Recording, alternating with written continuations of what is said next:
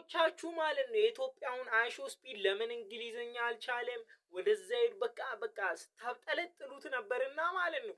የሆነ የሚገርም ፋክት ልንገራችሁ ሊዮኔል አንድሬስ ሜሲ ማለት ነው ወደ 20 ምናምን ከ20 ምናምን አመት በላይ እግር ኳስን ተጫውቷልና እስካሁን ግን እንግሊዘኛ አያውቅም። ይሄንን ታውቃላችሁ?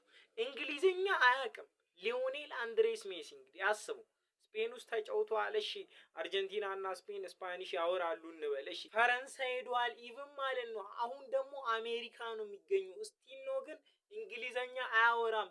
ከዳኛ ጋር ራሱ ማለት ኋይ ምናምን የምትለዋን ቃል ብቻ ነው የሚያውቀውና ይሄን ልጅ ማለት ነው ይሄን ልጅ ቀጣይ ጊዜ ላይ ማለት ነው አሁን አዶኒ ማድረግ ያለበት ዩቲዩብ ከፍቶለት ምናምን 100,000 እናስገባውና ማለት እንግሊዘኛ ማስተር አድርጎ 6 ወር ምናምን በቃ በርትቶ ሰርቶ ማለት ነው እዚሁ መርካቶ ውስጥ በቃ ስትሪም ቢጀምር ከዛ በኋላ እንደምንም በምንም ስፖንሰርም ቢሆን ማለት ነው የግድ ነው የሆነ ሀገር እንልኳለን። አሁን በቃ የሆነ ቪዛ ማይጠየቅ እዛ ስትሪም ያደርጋል ልክ እንዳይሾው ስፒድ ይደግ። እስኪ አዶኒ አስቡበት እስኪ በደንብ ሼር ኮፒ ሊንክ አድርጉ። በዚህ ሀሳብ የምትስማሙ ከሆነ ይመቻችሁ።